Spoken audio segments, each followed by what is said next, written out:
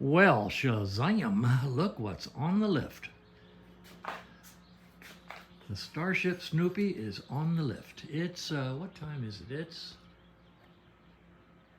9:30 in the morning, and I don't have anything to work on. So I'm gonna put I've got the Starship up on the lift.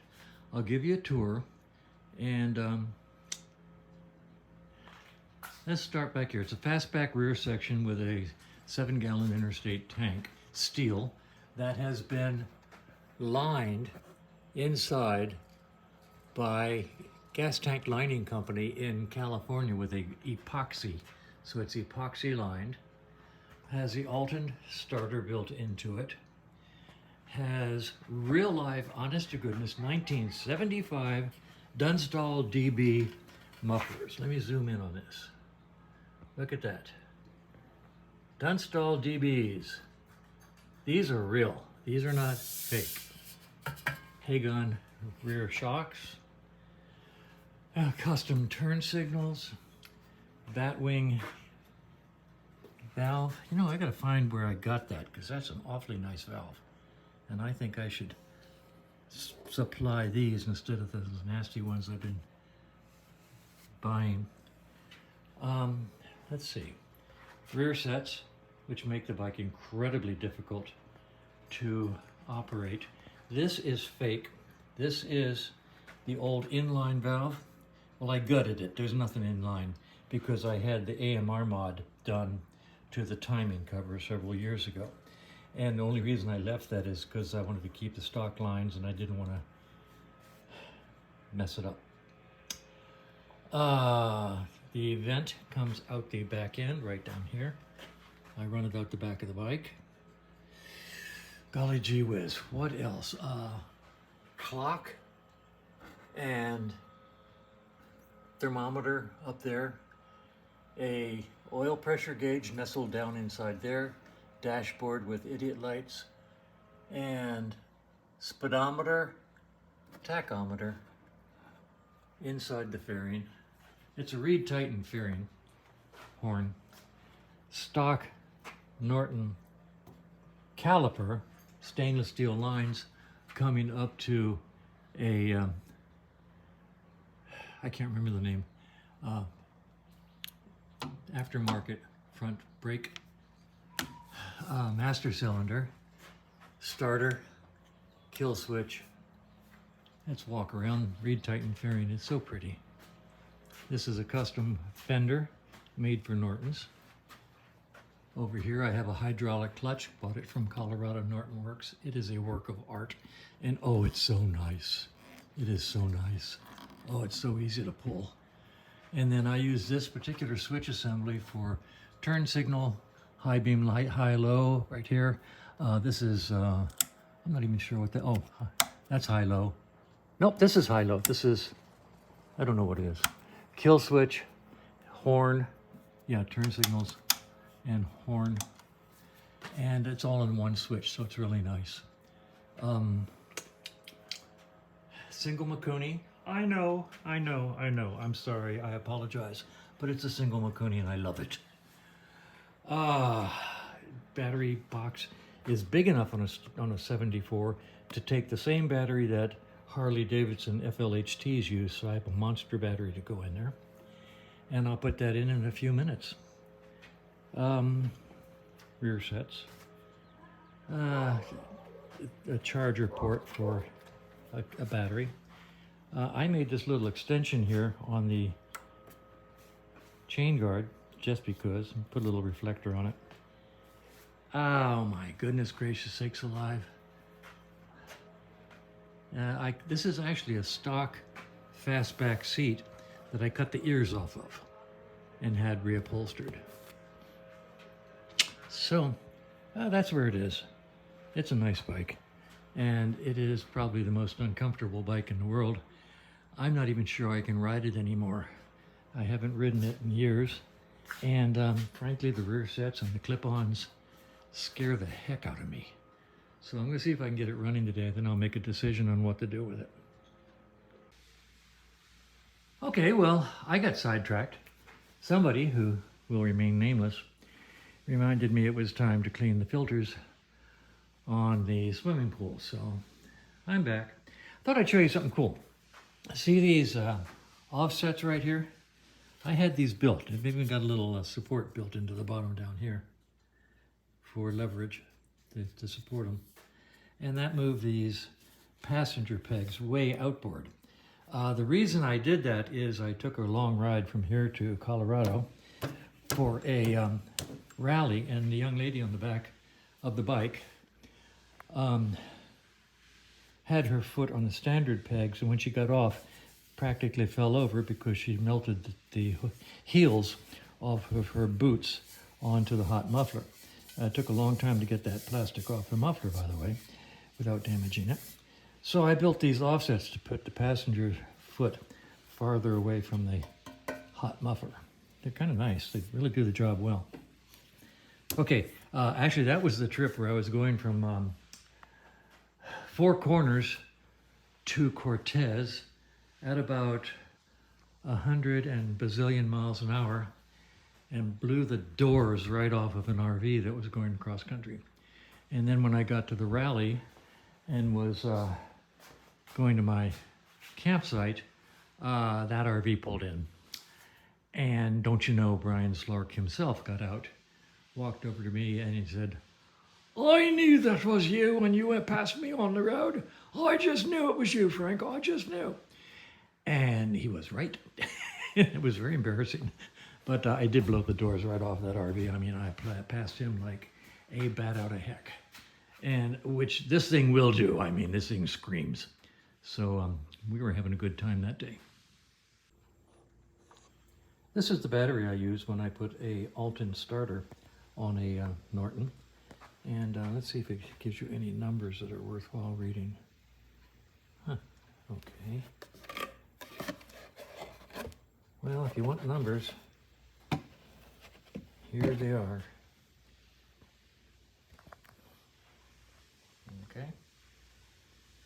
So, that's the numbers. Manufacturers use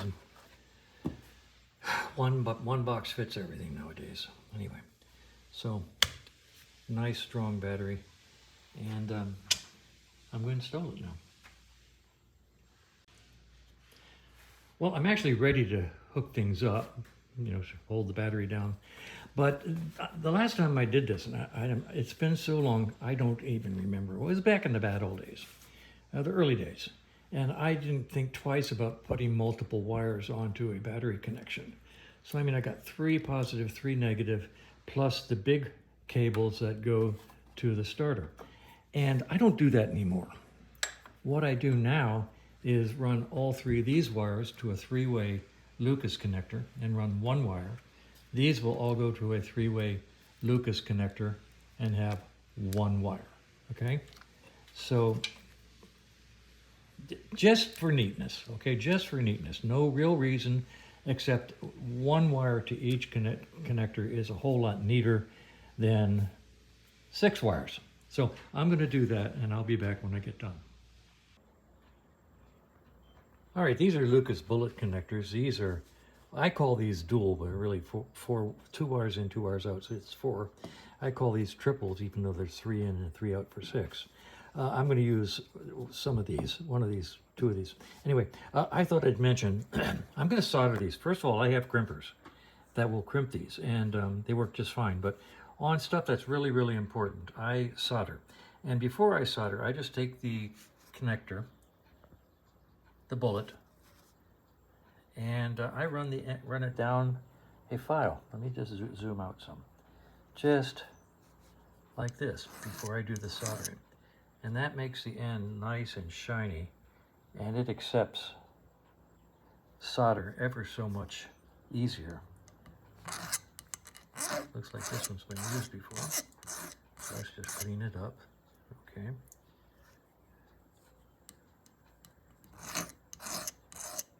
Nice shiny. Let me zoom in. And you can see the tip. It'll accept solder much better than, I've got a couple in here that I've used before. You can unsolder these things and then reuse them. That's not a problem. So that's nice and clean. So these are for the larger wire.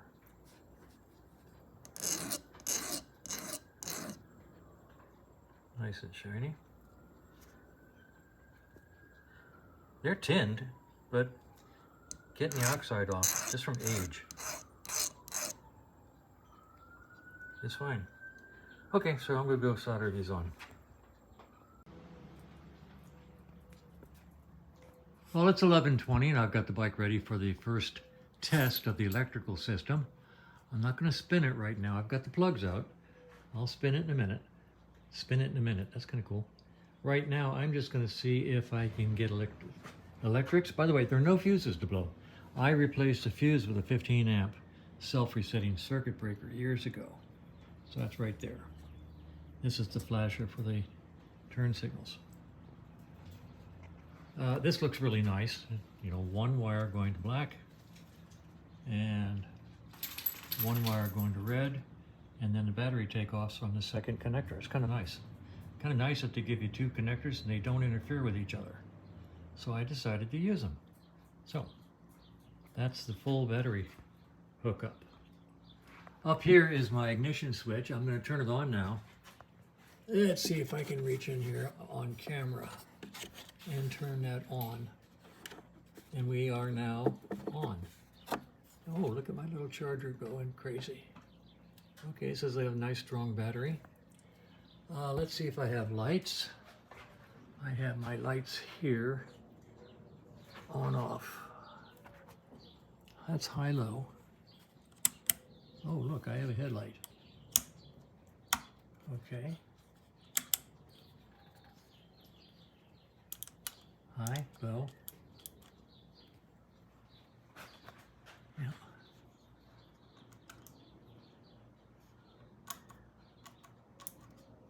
High and low work. Let's see, what else do we have? Turn signal. Oh, that's nice. Good turn signals. Still using a mechanical flasher. Isn't that something for the Guru's bike? I'm still using a little mechanical flasher. I haven't converted my own bike to electronic. Isn't that funny? And now the other side.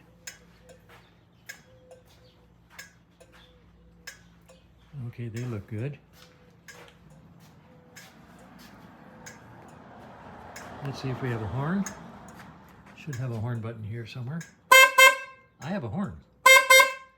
Okay, high beam, low beam, lights on, off, kill switch. That's a kill switch, it actually works. Let's do a spin and see what happens.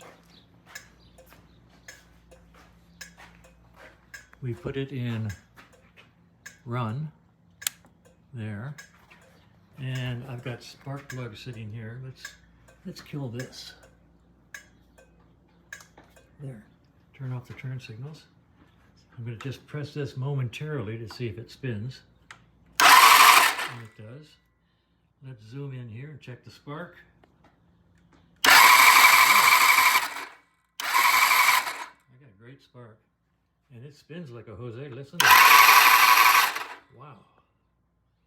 Okay, spins like a so-and-so. I guess I'll add some gas and see what happens. All right. Let me turn off this key. There we go. All right, the Starship has a good electrical system and a good spin motor. So I think actually I got to go buy gas.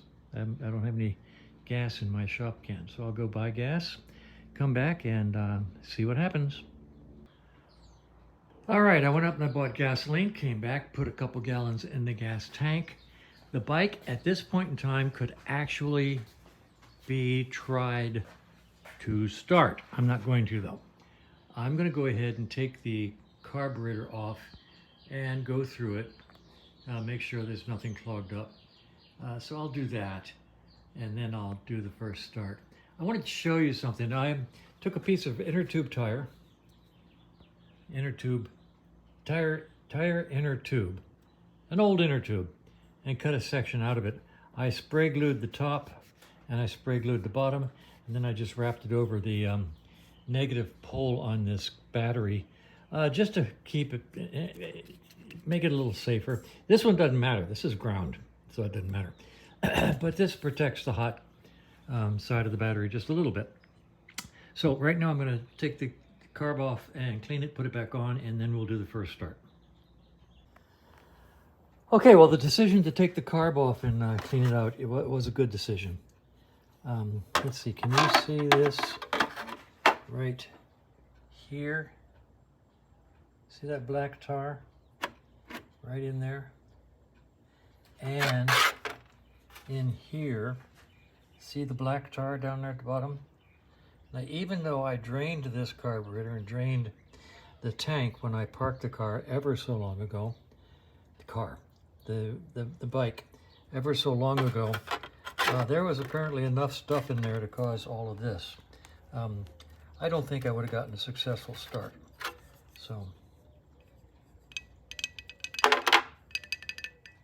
pretty sticky there. So I'm going to clean it all out and put it back on. So, it was a good decision. Okay, it's 10 after 2. I've cleaned the carburetor. I've put it back on. I've got good gas flow to the carburetor. We've already checked the electrical system, got spark. We did a spin without the plugs, and we're now ready to do the first start. So let's see what happens.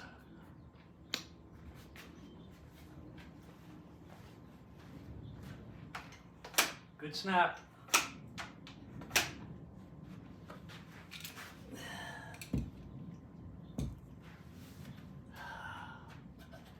Ignition on.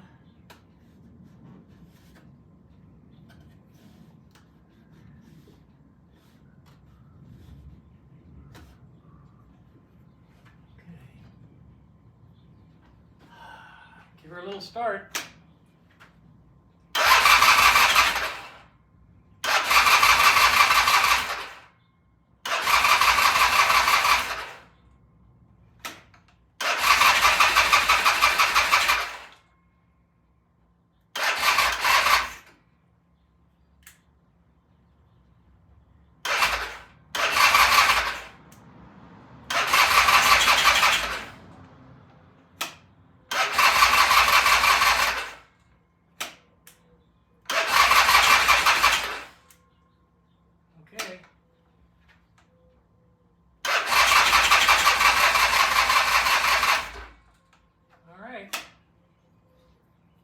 We have a failure to start.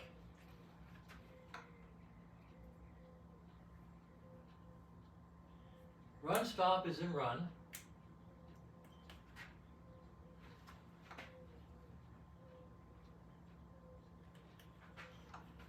Crank is good. Carb is full of gas. Got good gas flow. Had good spark.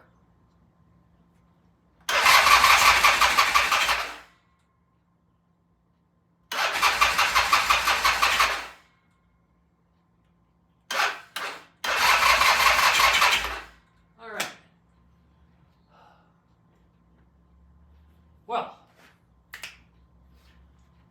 you can see we've started to draw down the battery. Got a couple of hesitants there. I'm going to put an overnight charge on it. I'm going to let it sit here overnight.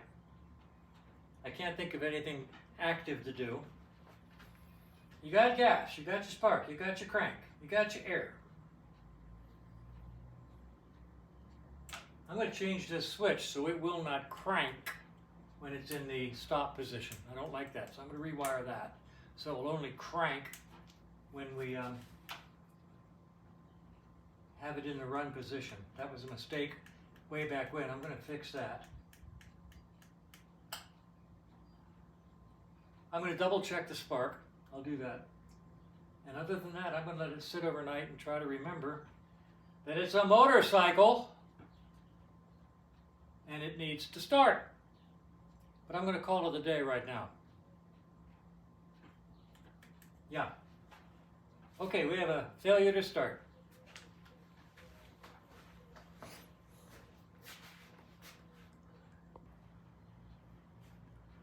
All right, well, I just pulled the plugs out and spun the motor, and I've got good spark.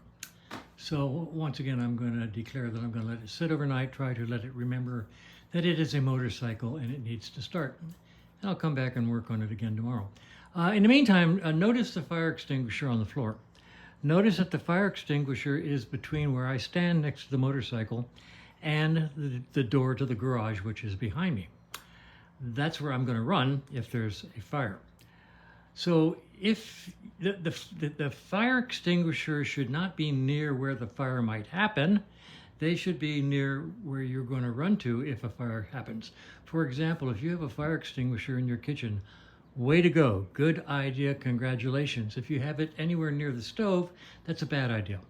If you have a fire extinguisher in your kitchen, put it by the door leading from the kitchen to the outside or from the kitchen to the rest of the house, somewhere where you can run away from the fire, get the fire extinguisher, and then go back and fight the fire.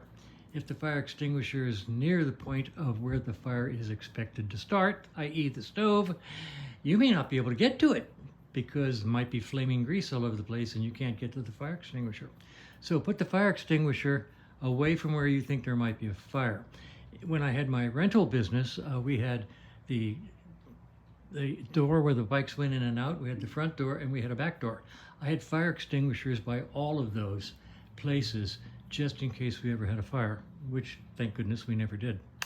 But fire extinguishers go near the exit, not where you think you might have a fire. That's for what it's worth. Okay, just in case you wonder if I practice what I preach, let's take a walk over here. This is the door from the kitchen into the garage, and there's a big fire extinguisher, and here's a little one, fire stop. Let's go inside. We'll go through the dining room, into the kitchen, and over here on the wall, right up here, is the fire extinguisher in the kitchen, right here by the door to the backyard. So I practice what I preach. Just thought I'd let you know. That's all. Bye.